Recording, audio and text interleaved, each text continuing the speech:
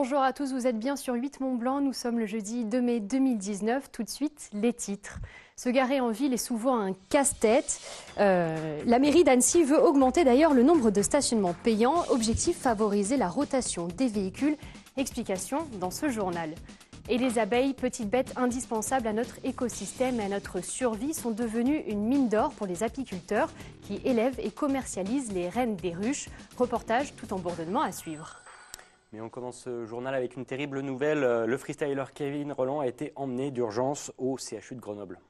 Après une chute survenue mardi 30 avril dans sa station d'origine, La Plagne, médaillé de bronze aux Jeux Olympiques de Sotchi, de nombreux confrères lui apportent leur soutien, comme vous pouvez le voir avec ces tweets de Martin Fourcade et Julien Liseroux. Selon l'équipe médicale, il serait actuellement stabilisé. Munissez-vous de patience si vous voulez vous garer sur Annecy. Et oui, comme dans de nombreuses villes, les places de stationnement gratuites sont de plus en plus rares. Annecy n'échappe pas à la règle. Il y a 5 mois, le parking des Romains devenait payant. Une première étape dans le plan de stationnement de la mairie. Une extension qui devrait concerner la totalité de la rocade. Les explications d'Alex Boucher. Cette voiture a de la chance. Elle s'est garée gratuitement. Mais à partir du 1er juillet 2019, la ville d'Annecy a décidé d'étendre son stationnement payant. La commune va équiper de rodateurs une quinzaine de rues supplémentaires. Le but du projet, permettre aux visiteurs occasionnels de se garer dans le centre. Des riverains mitigés face à cette décision. Personnellement, je trouve que c'est une très bonne idée, que c'est devenu déjà payant, place des Romains. Parce que des personnes qui viennent de l'extérieur, ils peuvent au moins trouver un grand parking où ça stationner. Avant, il y avait beaucoup d'endroits gratuits. Maintenant, c'est de plus en plus payant. Il y a quasiment plus que des rues payantes. Je ne vais plus jamais en centre-ville. Je pense que c'est une des raisons. Dès qu'on rentre du travail, après pour s'égarer, on ne trouve rien. Qu'est-ce qu'on fait avec la voiture? On est bien obligé de s'égarer. Mais où? Ouais. Les habitants des rues concernées devront donc payer s'ils veulent se garer proche de chez eux en journée. Néanmoins, la ville d'Annecy a prévu de compenser cette mesure. Nous avons un nouveau réseau de bus qui propose des bus sur des lignes rythmo toutes les 5 minutes de départ, plus des bus de nuit, plus des bus le samedi, etc. On propose des abonnements résidentiels. Jusqu'à présent, il y avait la possibilité d'avoir un seul abonnement résidentiel par famille. Demain, on propose la possibilité d'avoir un deuxième abonnement résidentiel. Bien sûr, il va falloir l'argumenter sur cette nécessité d'avoir une deuxième voiture. Au 1er juillet, l'abonnement pour les résidents passera de 15 à 12,50 € par mois et les horaires payants seront réduits d'1 heure en zone dite verte. Objectif pour la mairie, que la totalité de l'intérieur de la rocade devienne payante d'ici une dizaine d'années.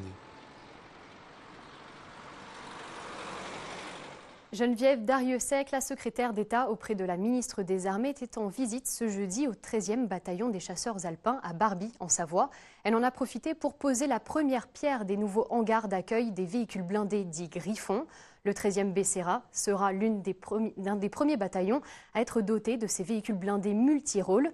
La secrétaire d'État a aussi rappelé les engagements du gouvernement à ne pas baisser les investissements dans le domaine des armées. Elle nous explique les raisons de sa venue au micro de Sébastien Germain. Il y a 3 choses. D'abord, bien sûr, ce projet d'infrastructure important pour abriter ces nouveaux matériels dans le cadre de ce programme Scorpion, avec, là j'ai posé la première pierre, avec un investissement de 17 millions d'euros qui va se dérouler dans les années à venir avec le plus gros bâtiment qui sera livré dans 1 an. Deuxième chose, c'est faire le point sur le contrat de performance énergétique qui a été mis en œuvre il y a quelques années sur ce site militaire, parce que c'est un exemple et que nous allons continuer de développer ces contrats de performance énergétique. Je souhaiterais qu'il y en ait 2 par an supplémentaires, parce que ce sont, voilà, nous agissons pour la planète et c'est une bonne chose. Et ensuite, je viens également pour le plan famille, qui est un vrai sujet d'attention pour nous, pour Florence Parly et moi-même, parce que nous avons bien conscience que les matériels, c'est une chose, mais les hommes et les femmes qui composent nos armées ont vraiment besoin de notre soutien et ont besoin que nous mettions tout en œuvre pour les épauler dans leur vie quotidienne alors qu'elles ont des contraintes importantes. On fait le point maintenant sur les différentes mobilisations du 1er mai. À Chambéry, ils étaient 1100 à manifester selon la police. 700 personnes sont descendues dans la rue à Annecy. À Albertville, ils étaient près de 300. Du côté de Saint-Jean-de-Maurienne, environ 200 personnes ont défilé dans la rue. À Thonon-les-Bains, 250 manifestants ont été dénombrés. Des chiffres relayés par le Dauphiné libéré. Aucun débordement n'a été signalé. Un petit focus sur des petites bêtes très importantes pour la nature. Vous le savez sûrement, les abeilles sont un des chaînons essentiels pour préserver toute la richesse de notre biodiversité. Une espèce étudiée et bichonnée depuis de nombreuses années. Aujourd'hui, de nombreux apiculteurs se lancent dans l'élevage et la commercialisation d'abeilles reines. On estime que chaque année en France, ce sont près de 35 000 reines qui sont vendues à de nombreux producteurs de miel à travers l'Europe. Reportage signé Emmanuel Jaude. Dans une ruche, toute l'organisation des dizaines de milliers d'abeilles est centrée autour de la reine. D'ailleurs, aujourd'hui, de plus en plus d'apiculteurs se tournent vers l'élevage de ces reines pour maintenir l'équilibre financier de leur activité. Un procédé bien plus compliqué que la simple extraction de miel et qui commence tout d'abord par des notions de génétique. On a donc les descendants de cette Synope 62 et elle s'appelle 636D et puis pour nous elle a eu un bon comportement sur la récolte de miel l'année dernière et puis on a décidé cette année d'en faire des filles. On veut des abeilles qui soient douces, on veut des abeilles qui produisent beaucoup de miel et aussi des abeilles qui essaiment le moins possible. Il y a 3 jours de ça on a mis les reines à pondre entre 2 grilles sur un cadre parce que l'objectif c'est d'avoir des tailles de larves qui soient de moins de 24 heures. Dès la ponte, tous les œufs d'abeilles sont strictement identiques. Mais c'est la nutrition des jeunes larves qui définira leur destin. En effet, une abeille deviendra reine grâce à une alimentation exclusivement composée de gelée royale. Les autres abeilles ne seront, elles, nourries que 3 jours à la gelée, à la suite de quoi elles vivront de miel et de pollen. Une évolution très bien comprise des apiculteurs. Les cellules royales, on les récupère. Et on va les mettre à la maison en couveuse, à 35 degrés, pendant encore 5 jours. Reste encore à élever les mâles, très minoritaires au sein des ruches. Leur rôle dans la colonie se restreint à la fécondation, mais dans le cas de l'élevage de reines, ils sont tout simplement indispensables. Même s'il y a des mâles étrangers qui vont féconder nos reines, le fait d'élever des mâles en masse, eh bien, on minimise l'effet extérieur. Là, les mâles, ils viennent manger le miel. On leur laisse tout ça, ce miel. Parce qu'avant de partir féconder les reines, l'après-midi, ils ont besoin d'une bonne cuillère de miel. Aujourd'hui, une reine abeille, toute race confondue, se vend entre 10 et 25 € l'unité. Un commerce fructueux, mais essentiel à la préservation d'une espèce tout simplement indispensable. Et on quitte les abeilles pour les oiseaux. Les aigles du Léman se sont fixés pour mission d'aider les volatiles en voie de disparition à se reproduire. Le parc abrite plus de 80 espèces, parmi elles, 220 individus sont en voie d'extinction. Cette année, c'est une réussite. De nombreux œufs ont été pondus. Jean-Paul Crespi s'est rendu sur place. Un carnet rose bien rempli aux aigles du Léman, devenu au fil du temps une référence mondiale pour la reproduction des oiseaux rares. Ce printemps, la nurserie connaît une forte activité car ils sont nombreux à être déjà sortis de l'œuf.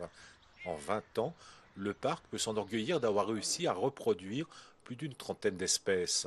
Une réussite étroitement liée à une démarche naturaliste exigeante, associée à une farouche volonté de favoriser la reproduction d'oiseaux rares et menacés d'extinction. Ce sont clairement des réussites. Ça, c'est une espèce qui a disparu de France depuis 200 ans. On a tout un programme que les gens connaissent bien maintenant, qui vise un jour à les remettre dans la nature. Le petit vautour à tête blanche, on est très fiers puisqu'on a intégré le programme international l'année dernière. Et dès cette année, on a une naissance sur cette espèce alors qu'il n'y en a eu que 3 dans tout le programme. Donc oui, ce sont vraiment des réussites. On a aujourd'hui une obligation de résultat en matière de reproduction parce que ce qui se passe dans la nature, c'est une vraie catastrophe. Il faut être conscient qu'on est en train de perdre des espèces de rapaces, mais à une vitesse exponentielle. Et peut-être que la captivité n'est pas la solution idéale, mais en tous les cas, aujourd'hui, c'est la seule solution qui nous permet de conserver certaines espèces. Et le fait de les reproduire, c'est de conserver un patrimoine génétique qui nous permettra un jour, je l'espère, de remettre ces espèces dans la nature.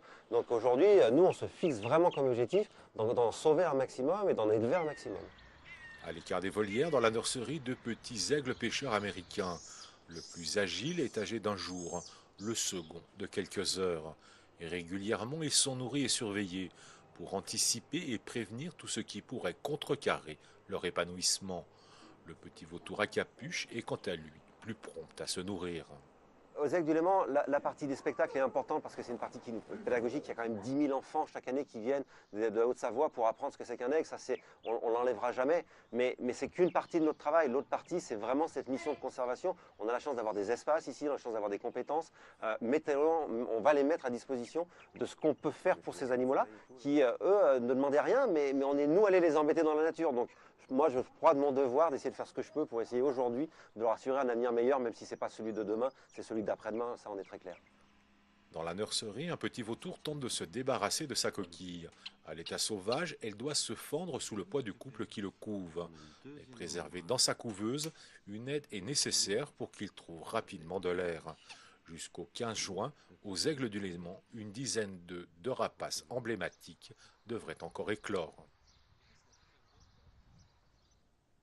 Et c'est la fin de ce journal. Merci de l'avoir suivi. On se retrouve demain pour un nouveau JT en direct de la Foire internationale de La Roche-sur-Foron. Manu, je te laisse conclure. Passez une très très bonne soirée.